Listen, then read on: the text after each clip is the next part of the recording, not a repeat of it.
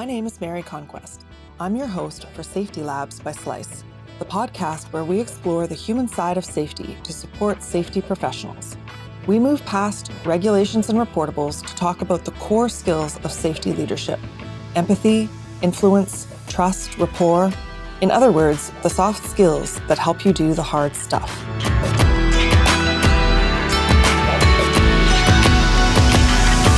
Hi there, and welcome to Safety Labs by Slice. I often ask my guests about what they see for the future of the safety industry and how they think safety certification or education should evolve. Today's guest teaches the next generation directly and is here to talk to us about issues surrounding safety education. Pam Walaski has been an occupational safety and health professional for nearly 30 years. She's a member of the ASSP, or American Society of Safety Professionals, where she's held multiple roles over the years, most recently as a director-at-large on the Society's board of directors. Pam is currently the ASSP's senior vice president. A longtime conference presenter, she's also a member of the Society's risk management practice specialty and the Women in Safety Excellence Common Interest Group. Pam helped develop and now instructs the ASSP Risk Assessment Certificate Program. She's an adjunct faculty member of the Indiana University of Pennsylvania Safety Sciences Department. Pam also works as a senior program director with Specialty Technical Consultants, where she specializes in safety and health management system assessments, integrating risk management programs, and conducting third-party audits. Pam joins us from Western Pennsylvania. Welcome. Hi, Mary. Thanks for having me. I'm happy to be here. Good. I'm looking forward to this one. I always like talking about education. But let's start with sort of broad strokes. You've been in safety for over 30 years. Have you seen changes in the safety industry's attitudes and approaches to work over that time? Definitely. Thank goodness for that. Yeah, and I've been speaking a lot about it and writing about it. About 10 years ago, I started to become aware of some what I still call emerging approaches to how we practice safety. They go by a variety of different names, and you've had several of the thought leaders on your program before: safety differently, human and organizational performance, the use of learning teams, safety 1 and safety 2. Those have really become ways in which we change the way we practice, primarily by looking at how we do occupational safety and health from a systems perspective, as well as from a perspective that is a whole lot more willing to look at the worker as the source of solutions, as opposed to a problem that has to be solved. And that's something that Ted Conklin says a lot. Workers are solutions to be harnessed and not problems to be solved. And so most of those approaches look at the worker as the source of knowledge and information about how work is done and how to do work safely. And when we engage those workers and use their skills and their expertise, it really completely flips the way we do things. It takes us as professionals out of the role of a safety cop or a compliance officer, sort of that almost parent-child way of interacting with workers. And it's really been very refreshing. And so I would say for the past, at least for me anyway, for the past 10 years or so, I've really been exploring that and thinking about how if I wasn't getting the results that I wanted with the kinds of things that I was doing, then maybe it wasn't the worker, maybe it was me. Maybe I needed to change my approach. And I've had a lot of success by really just kind of rethinking it that way. It's been a very effective way to change things for me. When we spoke before, you mentioned that a lot of these exciting sort of emerging approaches in safety. But you also said that if we're really going to see a significant shift, that it has to start at the educational level. Yes. So I'd like to talk a bit about that. Do you think that's the fastest way to change things, the most effective in the long term, or maybe both? I think it's the most effective in the long term. I don't think it's the fastest. But what's happened to a lot of the folks that I know is that we come out from our educational institution, or we join the field from a craft. I was a social worker first before I was a safety professional. And we learn things, and then it takes us a while to unlearn things. And as long as our educational institutions at the undergraduate and graduate level are still focused on some of the non-systemic and different approaches, then what happens is people graduate and then they have to learn different ways of practicing safety. And so if we're really going to see the shift, the transition from what we're doing now to what we need to be doing differently, it really, I think it has to start at the education level. We also can't forget about the folks that are out there practicing right now, and that's important. And we have to continue to work to help provide resources and share information. But the long-term solution is to change the way we educate folks in the first place. And I think that's going to take a while, because as people come out of their undergraduate or graduate programs, they may be 21 years old and they may be entering the field for the first time. Or they may come out of graduate school maybe a little bit older, but still they're typically earlier in their careers, as opposed to folks like me who are sort of at the back end of our careers, so to speak. This show is about the human skills needed in the safety industry over and above the technical skills. Do you see any shifts in attitudes specifically towards the importance of core skills like listening, empathy, building rapport? And I'm asking shifts in either with the students that you're seeing or with the longtime safety practitioners that you have contact with as well. I'm certainly seeing that with safety practitioners. I think I've always said the technical skills are the easy skills. They can be more easily taught. For example, here in the United States, our regulatory authority comes from OSHA, the Occupational Safety and Health Administration. They have thousands and thousands and thousands of pages of regulations, depending upon what task you do or what industry you're in or what hazard you're being exposed to. And each one of those regulations has dozens and dozens of little rules about how high a guardrail has to be or how high you need to be before you have fall protection. Those are things that you can learn very easily. And as you work with the regulations and get to know them and do certain things over and over again, that information becomes pretty solid in your head. I can spit out those answers to those questions about confined space entry and working in trenches and things like that. That's the easy part, if you will. It takes time to learn it. You need to know where to find the answers to your questions, but you can learn it quickly. The soft skills, the people skills, those are skills that you'll learn pretty quickly you need if you don't have them, because you'll find lots of problems with engaging with not only the folks in your workforce, but with the leaders in your organization and figuring out how to communicate both verbally and orally and deliver presentations and those kinds of things. So I think those skills are more challenging to teach. I don't see a lot of that in the institutions that I'm currently involved in, either directly as an instructor, as an adjunct faculty member, or in other programs that I'm familiar with. I don't see a whole lot of that. That tends to be, in most undergraduate programs, things like learning to write properly or speak properly, deliver a presentation. Those tend to be the elective courses. They're not the courses that are part of your major. Your major courses tend to be the technical kinds of courses about fall protection or fire protection or things like that.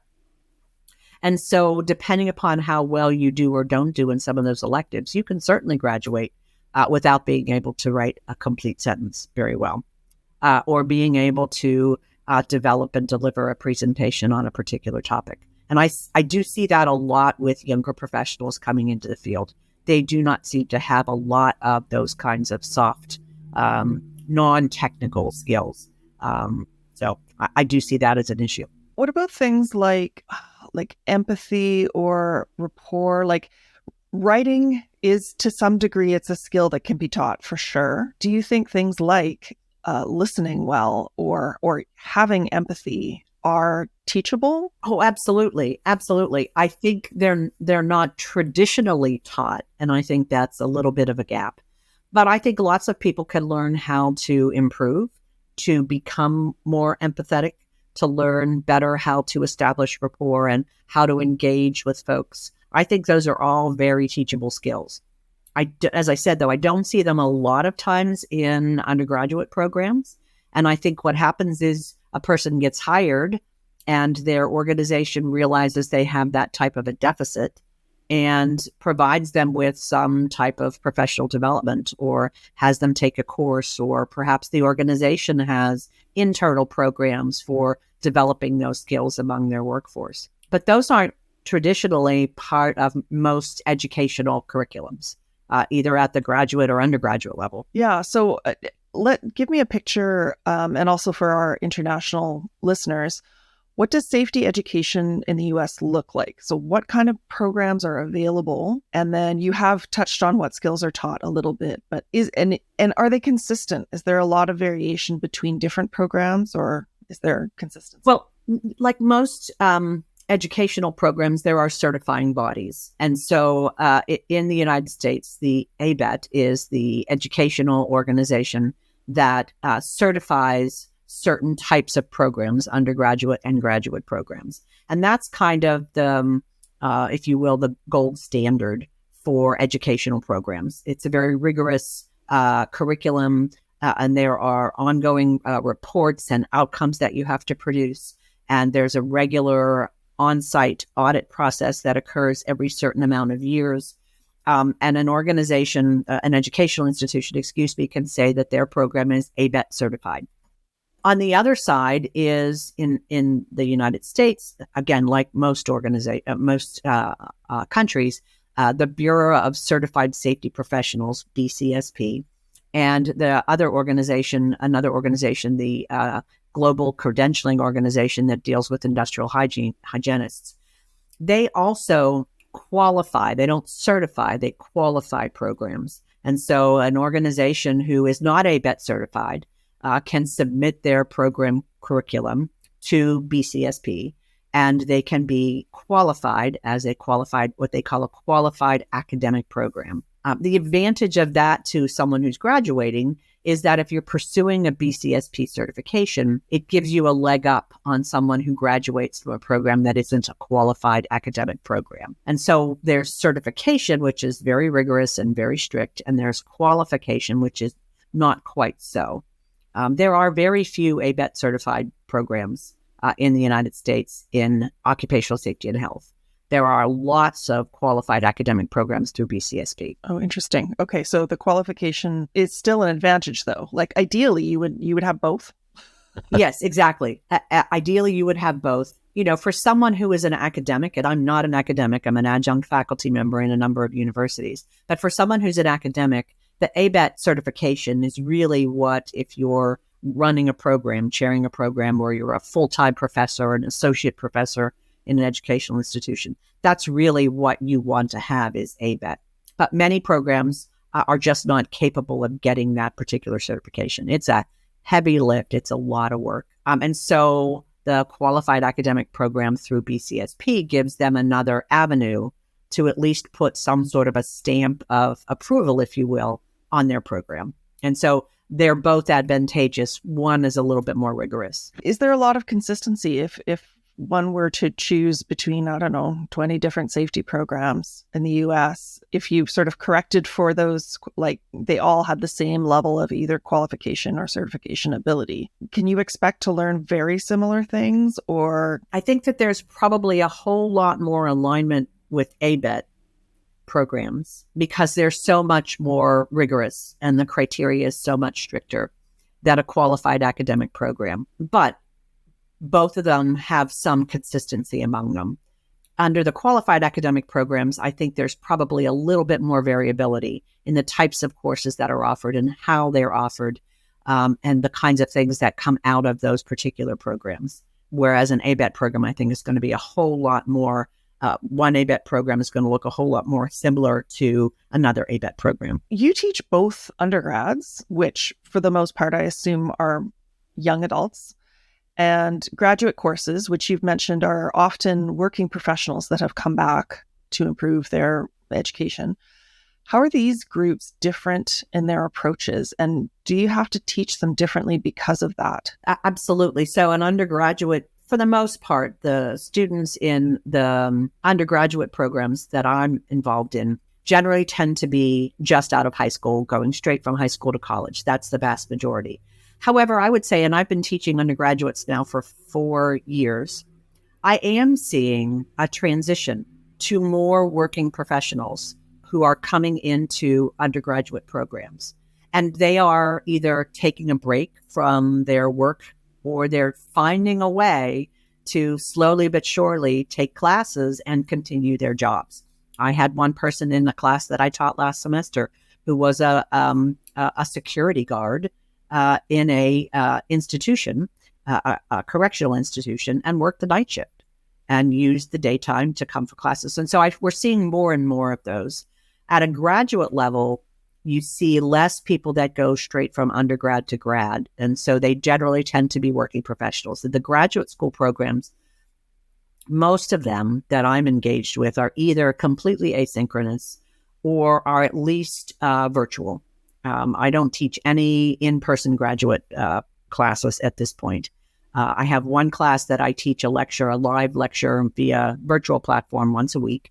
And the other classes are all asynchronous, where there's work online and there's an opportunity to grade and have discussion boards. And those are all working professionals who are taking the asynchronous classes as a general rule. Yeah, that's a much more flexible delivery method for people who have a lot more responsibilities, frankly, than full-time students. Yes, absolutely. Or full-time young adult students, presumably with no children yet. So what do you believe needs to change in the formalized American safety education? What's working and what's not working? It's interesting because a couple of the schools that I work with have really begun to incorporate some of those concepts that we were talking about at the beginning of our discussion into their programs, into not only the courses that they offer, but also, and probably more importantly, in the practical opportunities that they give to the students. Generally, for the working professionals, it's not so much internships because they're not able to do that, but there's a wide variety of capstone type programs and activities where they are doing research on a particular topic or working very closely with an organization to help develop a program. And those kinds of curricula really give the student an opportunity to not just learn, but to practice some of those skills. And you see more of that in there. So that's a really nice, a refreshing way. And I think there are a number of universities that are deliberately sitting down and saying, we need to figure out how to incorporate some of the softer skills and some of the less technical skills about engagement and different kinds of things. And so I've seen a really nice transition or beginnings of a transition, at least in the schools that I either teach at or have some association with, and I know what they're doing. On the undergraduate level, I think there's still the technical skill set. There's less changes in those particular programs. That's been my observation. Is there anything that maybe not overarchingly, but is there anything that isn't working that bugs you? We'll say that that's the bee in your bonnet in terms of this kind of education. There is one challenge that graduate schools have, and I find that to be a problem, and I don't know how they can solve it. But there are folks who are coming into the profession at the graduate level. So they may be doing a variety of different things. I've had people who were physical therapists. I've had people who were in completely not even related fields, but meet the criteria for entrance into the graduate program. And they go through the graduate program and they graduate with a master's degree, a graduate level degree, and have never actually practiced occupational safety and health in any setting. Because at the graduate level, that opportunity to do that sort of in-person internship is not there. And I think that's a real challenge because we're seeing people who are coming out with these very high-level degrees who have no practical experience. And I think that's a real challenge. And I think there are going to have to be some ways to try to figure that out. I wouldn't want to see someone who meets the criteria for the program not be admitted because they lack practical experience.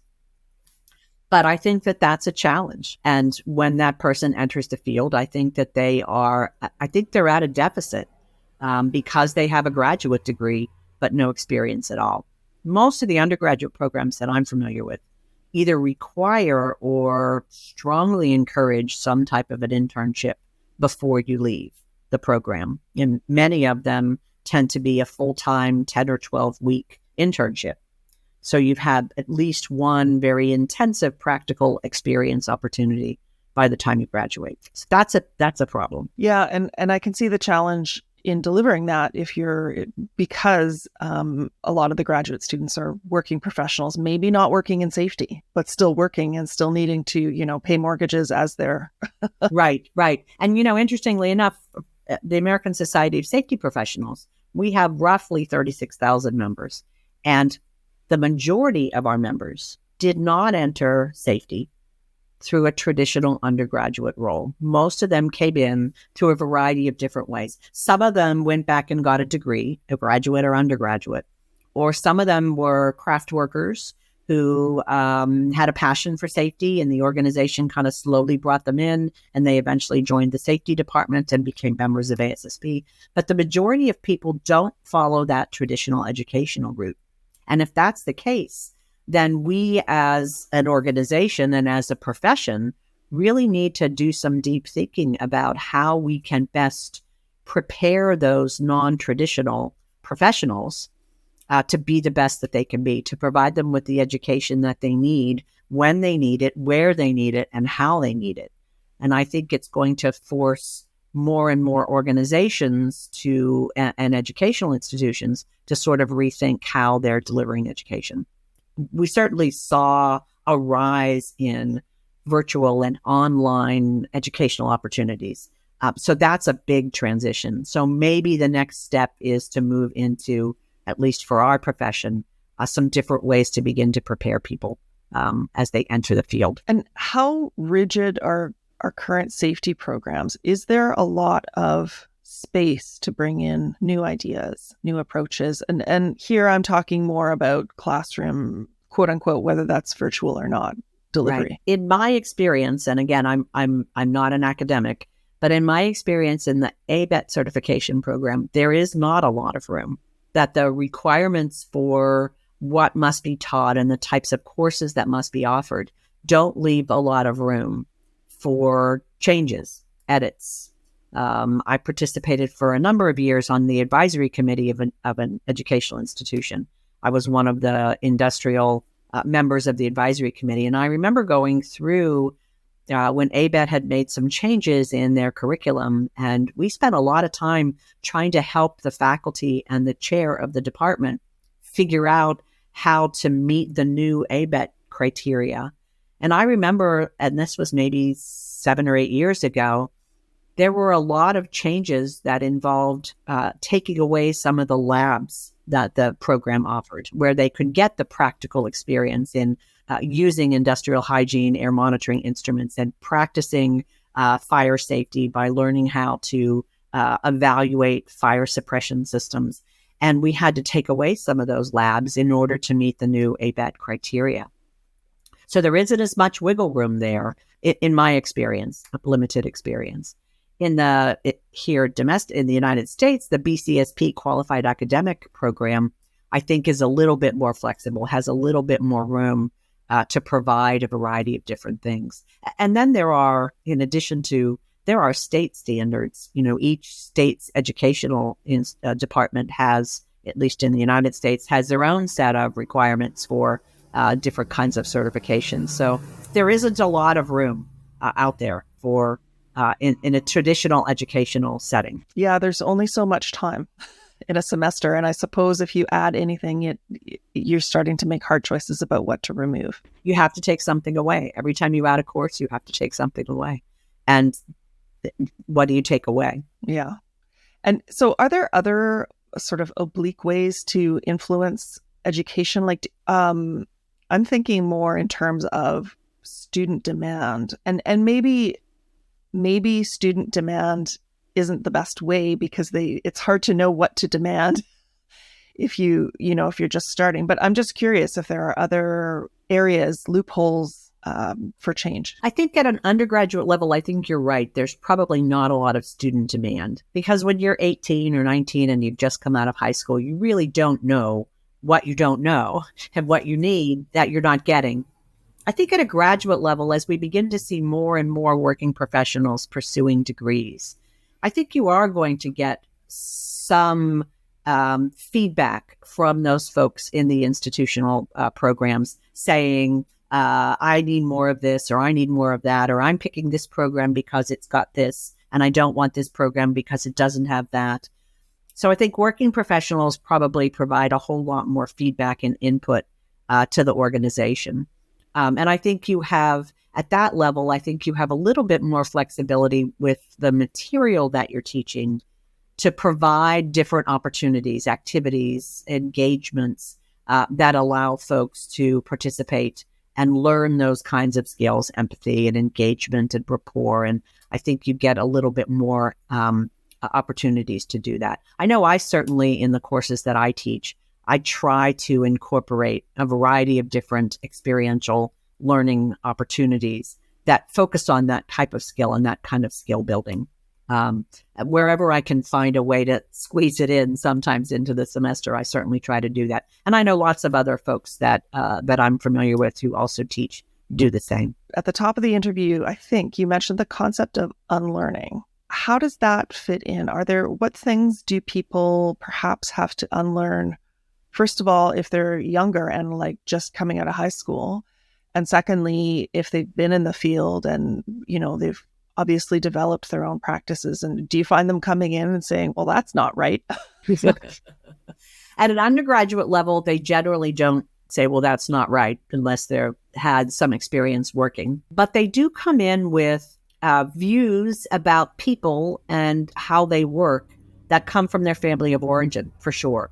And I've seen and heard some undergraduate students express some feelings about people and people who work and whether they want to work or like to work, or so some of that theory X and theory Y stuff that we used to talk about, some of that comes out in how they view things. At a graduate level, I think you do get more people who, in different kinds of formats, say, well, I've been in the field for 10 years and that's not worked for me, and here's what I've had to do. And so you do get a little bit more of that kind of engagement, that kind of input about things that don't work, that they learned. I think, we've spent a lot of time with some very old style theories about occupational safety and health from, folks like Heinrich and some of those other folks that taught us about the pyramid and some of those things that we've had to change. But I do think the more you spend in the field, the more you realize that some of the things that you learned either aren't helpful or just don't work. And you have to learn to manipulate and change in order to be successful. It's probably some great discussions as well, because in the graduate programs, because you're getting people, they're working, but it's not like any one work position or company is going to look like another one, right? Yes. The downside, though, sort of the downside is that at graduate level, you do see more asynchronous programs. And so the engagement, so in most of the asynchronous programs that I'm involved with, there is some sort of a discussion board. And usually on a weekly basis, there's a prompt and people produce information and then they respond back and forth. And the idea is that they discuss and engage and share. That may be the only real engagement they have with their fellow students. Other schools have tried to find ways to incorporate different ways to do that. One program that I work with does a seminar, if you will. Everybody who's enrolled in the program is enrolled in a seminar. And every Sunday afternoon, there is a live lecture with a guest, and there is interaction and discussion via Zoom or one of the other platforms that are out there. And that's a way for the students to actually have some, if you will, face time with each other and with other professionals. And that's sort of their way of saying we need to manipulate that a little bit. Another program that I work with has a weekly Zoom call. It's just an open call for 1 hour. The instructor opens up the Zoom platform and anybody can come in and talk about an assignment or ask a question. And so they have a little bit of an opportunity to engage with each other. So there are different ways that you can improve on that lack of face-to-face time or engagement, live virtual engagement at a graduate level. But many of them, other programs that I've taught with, have no live time at all. And so the people that they're learning with are pictures on a profile on the platform.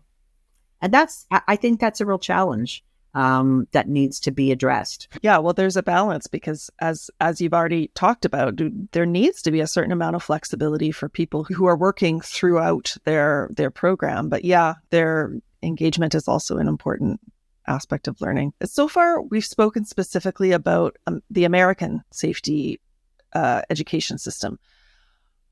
For listeners outside of the US, what would be sort of more generic advice for finding ways to, let's assume that a listener is thinking, I'm not in the US, but I'm also not happy with the education system in my own country.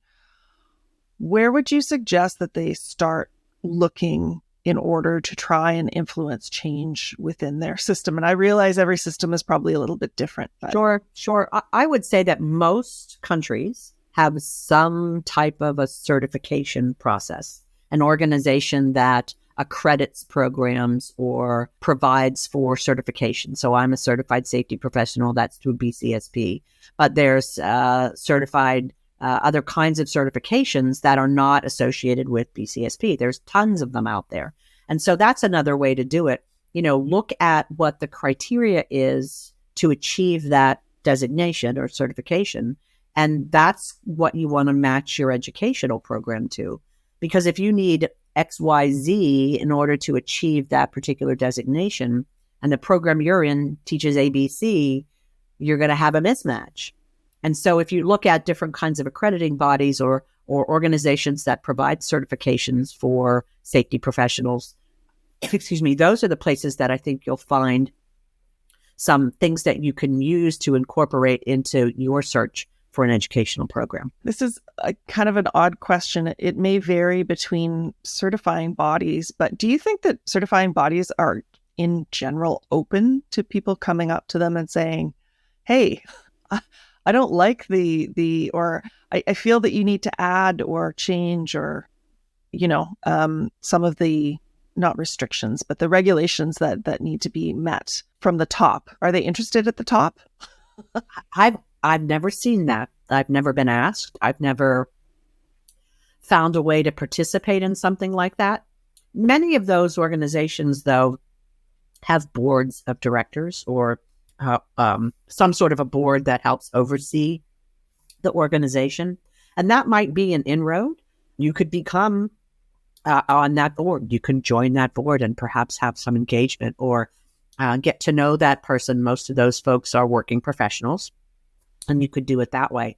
But I'm not familiar with any certifying organization that does that on a regular basis, that seeks that input. I think maybe because of that, it might be an opportunity, because if they're not used to it, they may be quite excited about someone who is interested enough to reach out and that sort of thing. I don't know, listeners, give it a try. I think that would be an interesting experiment. That's a good question. I mean, I know that BCSP occasionally has opportunities for people to help write the test questions where they'll bring a panel of subject matter experts in, but that's as close as I've ever gotten to anything like what you're suggesting. But I think it's a great idea. There ought to be more of that. Maybe ABET or other certifying organizations like that need to have opportunities for working professionals to provide input. So now, outside of the formal undergrad and graduate programs, what's the role of ongoing professional development for safety practitioners? So I'm talking more about, I suppose, conferences or maybe 1 or 2 day courses, that sort of thing. How important is it, and what kind of skills do you think that they should be looking to develop? Almost all organizations that certify or provide a designation, CSP or CIH, require continuing education credits in order to maintain that. And they usually offer a variety of opportunities to earn those, whether it's writing an article or volunteering on an organization or doing a presentation or taking a course.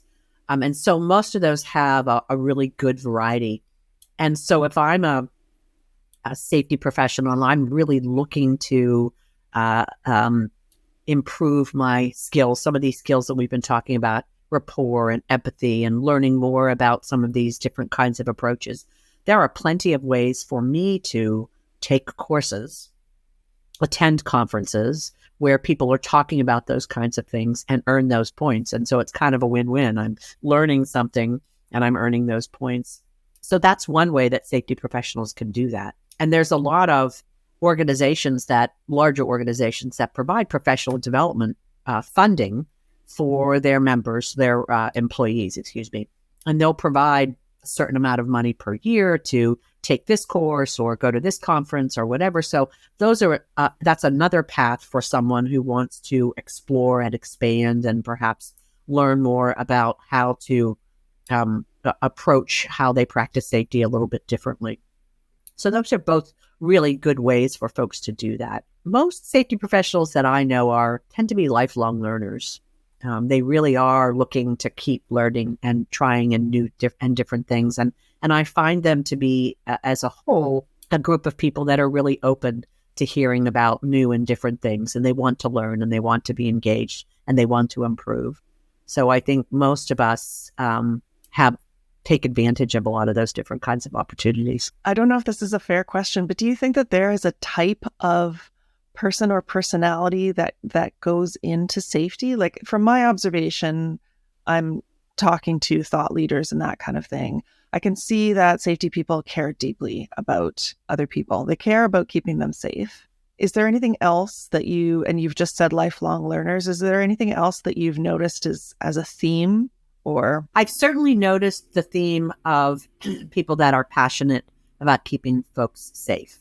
There are many, many, many more lucrative careers than occupational safety and health. Oh, you could certainly make a good living, and I've made a very good living over the course of my career. But if money was all it was, then you probably wouldn't be in occupational safety and health. So I do find, by and large, the passion for keeping people safe and doing the best they can for their organizations and the people that work for their organizations. I find almost everybody that I've encountered over the years really has a strong passion for that. And so I definitely see that. I also see folks who, as I said, are lifelong learners. And those are really, I think, the two key similarities I find among the folks that I've gotten to know over the years in my profession. Yeah, well, I said it's not entirely a fair question because it's not as though you can speak for the entirety of all safety professionals, but from your own experiences. We're a bell curve just like anyone else. There are some folks who probably should not be in this field.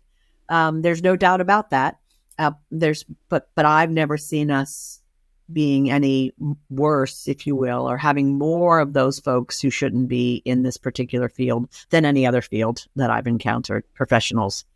That's not been my experience. So now I want to move into a slightly more personal question about how has your safety practice changed over the years? What approaches, if you can think back over the whole span, what approaches have you reevaluated and what changes did you make? I think, as I was saying at the beginning of our conversation, I think there was a number of years ago when I sort of began to think about that I wasn't necessarily getting the results that I thought I should be getting. I would do a safety brief before a shift, and I would go through some information, and I would ask for questions, and everybody's head would be down. And nobody would, volunteer, or I would be chairing a safety committee in an organization and just not getting that kind of engagement. Or I was finding myself on the side of too many disciplinary kinds of situations where I felt very uncomfortable. I felt like I was in a parent-child role. And the more I began to think about that, the more I began to think something's not working. And very serendipitously, I was introduced to some ideas around safety 1 and safety 2 and safety differently. And I started to read, I started to listen, I started to engage, and I said, oh my goodness, maybe it isn't them, maybe it's me. And the more I read, the more I thought about it, the more I listened, the more I realized that I was the one that needed to make some changes. And once I began to do that and began to implement some of the strategies and the tactics associated with those approaches, which are based upon rapport and empathy and respect and dignity of folks, and really putting that front and center, I began to see better results. And I began to see a whole lot more of what I went into this practice in this field for in the first place. And I began to enjoy it more, and it felt like I was being more successful. And so that was sort of the journey that I went on. And ever since then, when I started to see some things, I've done a number of presentations and I've written some articles. And, the focus has been, we need to think about what we're doing. And if we're not getting the results we like, or we think we should be getting, then maybe we have to do a little introspection and really think about the way we're doing things and begin to shift the mindset. Not who failed, as Todd Conklin says, but what failed. Those kinds of ways of thinking about work and what happens in work and work environments, and creating opportunities for people to do their best work and provide for the way that they want to be working and to do the things that they like to do. I think you hit on something that has been a theme throughout pretty much everyone that I've spoken to on this show, but it's never quite been put that way. And that is the dignity of the worker. I think that really touches a lot of things. It touches their autonomy and their expertise. And yeah, I think that's a really great way to put it. People, work has dignity in and of itself. And I think one of the ways in which we all, I hope, learned about the dignity of work was during the pandemic, when essential workers showed up day after day after day after day. At the time in the pandemic, when we knew very little about what was going on, we didn't understand transmission as well as we do now. We didn't necessarily know how to keep people safe. People were dying, people were sick, and yet every day people came to work and they did their job the best they could. And then they went home, and then they came back at their next shift and they did it again through that entire pandemic. And that was a really significant thing for me when I really began to think of that, of how many people went to work day after day. Healthcare people certainly are one of the professions that was on the front line. Emergency responders, police officers, those folks. I mean, they were out there doing it day in and day out. And that, that's some dignity right there. To be that kind of a person who's willing to do that every day, day in and day out. Is there anything else that you'd like to add? Anything that we didn't cover that you think is important or that you've been thinking about lately, maybe? No, I think we've hit on most of the stuff. To me, the most important thing is that we are a profession and we have to constantly evolve. And even though 30 years ago or 40 years ago, we might have believed certain things, like any profession, we've evolved and we're continuing to evolve. And, as a professional, I take it to be very important that I try to evolve and modify my practices and implement the kinds of practices that show the best possibility for an outcome. And so I think, even though we've made some changes over the years, I don't think that we as a profession have to feel like we were doing it wrong and now the way is right. It's just an evolution, and we'll continue to evolve. And 20 years from now, when I'm no longer working, maybe, hopefully, people will be doing different things. And, that's an important part of any profession. And I think we have to give ourselves credit for being willing to be open and learn and evolve. Well, I have a few questions that I typically ask guests. And the first one, though, I'm going to alter a little bit for you, because usually I ask them, if you were training tomorrow's safety professionals, where would you focus that sort of interpersonal skills?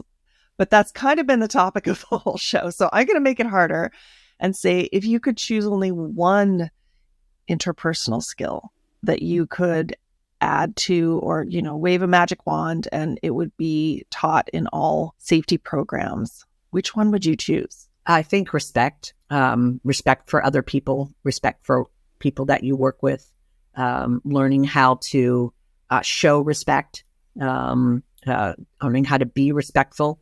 I think that's probably one of the biggest skills, because when you respect people and you show that respect, some of those other skills come right along with it.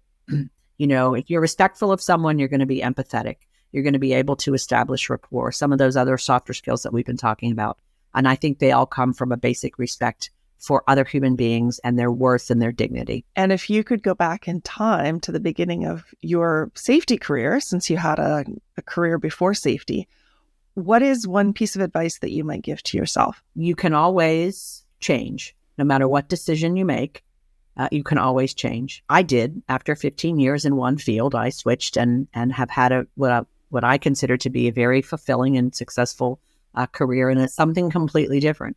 And so one of the things that I tell my students a lot is, if you're deciding on whether to take a job or not, take it.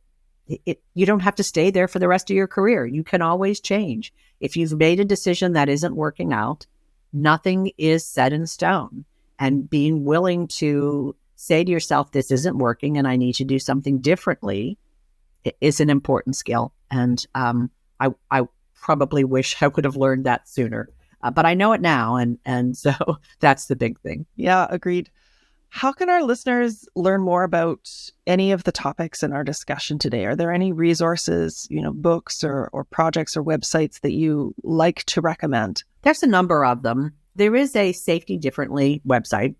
It's called just safetydifferently.com. And you'll find a lot of work by Sydney Decker and some of the other folks there. There's another really excellent website. It's called hophub.org, HOP, Human and Organizational Performance, Hub, HUB.org.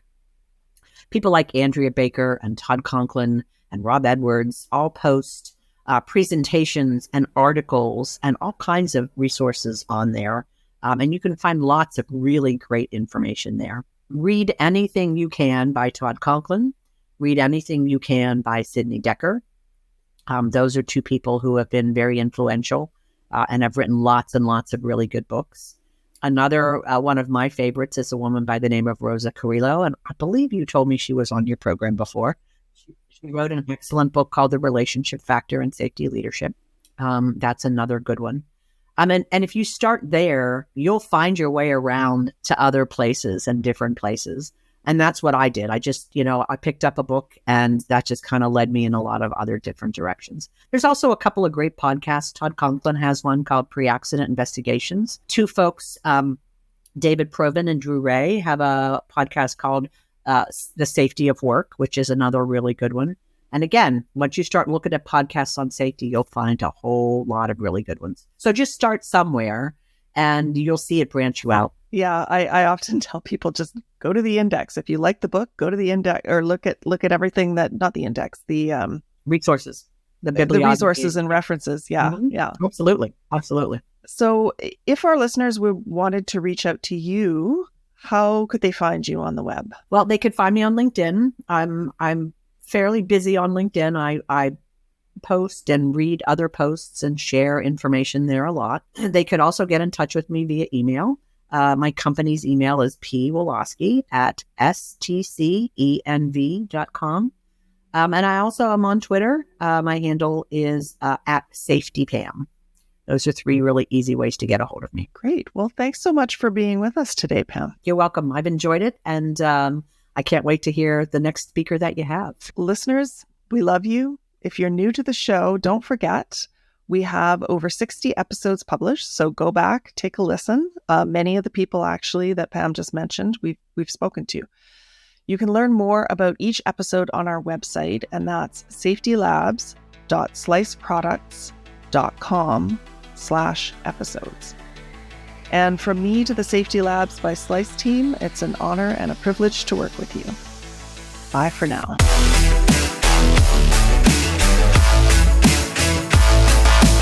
Safety Labs is created by Slice, the only safety knife on the market with a finger-friendly blade. Find us at sliceproducts.com. Until next time, stay safe.